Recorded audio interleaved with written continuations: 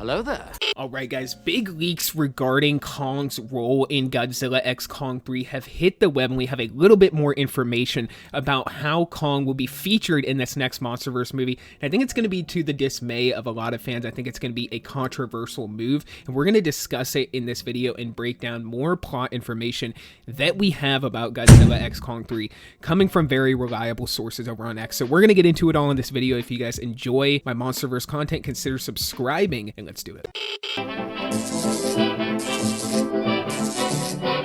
The Atomic Fair. Alright, so Deadline recently reported that Godzilla x Kong 3 is going to feature a new female lead cast member, or at least a supporting cast member in the movie, but we have even more information about the cast that teases a potential appearance by Daisy Ridley, and it's not really much to go on, but we have even more information on the potential cast for Godzilla x Kong 3, as well as Kong's role in the film. Now, in terms of the cast of Godzilla x Kong 3, it was confirmed by Deadline that we are getting a new female lead in the movie, but it was also teased kind of in a way by Daisy Ridley that she could potentially be appearing in this film, considering that she commented on a post made by Deadline over on Instagram, and that being Caitlin Dever being added to the cast. But she commented the clapping hand emoji, which I think to a lot of fans is kind of teasing the potential that she could be in this movie. I'm kind of indifferent to that. The plot is what matters to me. They need to have a good story for this film. If they're gonna do like an emotional human character arc and try to match up to the likes of Godzilla -1, they need to work really hard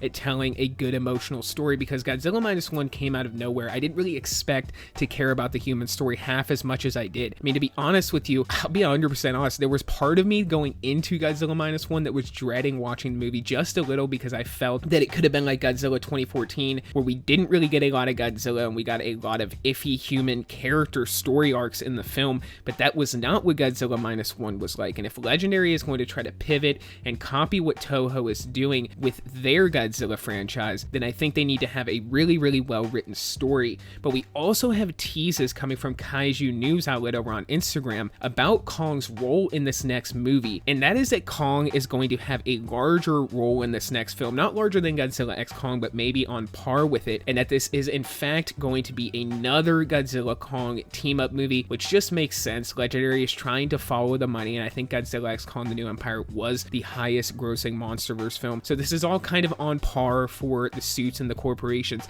and what they would most likely do with the next MonsterVerse film, although I'm really hoping that they put a big focus on Godzilla's story arc in this next film, and I'm hoping that the early reports about this movie were true and that we will end up seeing Godzilla Jr. in the next film as a marketable, cute little Godzilla that they would end up making plushies out of and things like that. But on top of that, there's something I covered in my other video, which is a new world-ending cataclysmic threat, and I think it's just kind of crazy that every MonsterVerse movie, and I guess what else would you do with a Godzilla villain, right, other than have them be some massive world-ending threat? But it's like every Godzilla Kong movie now is attempting to be some massive event film, versus taking a route like Marvel where they have smaller films or solo films with solo kaiju that build up to a bigger story. Seems like every movie now is going to have some big world-ending threat, or a world-ending government invasion, or a world-ending threat from outer space, or just another world-ending threat from deeper in the hollow earth.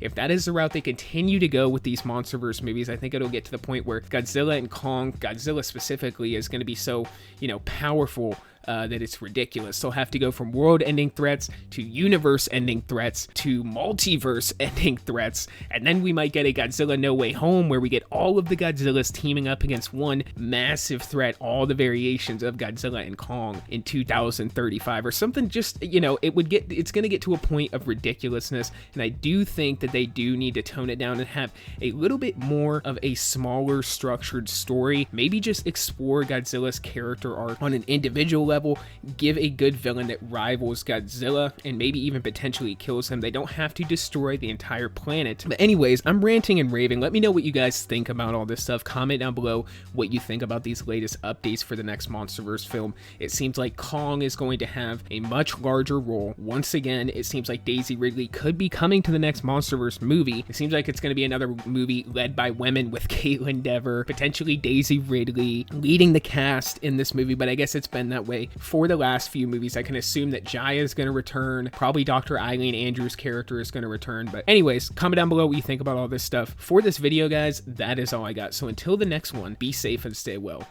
Bye-bye.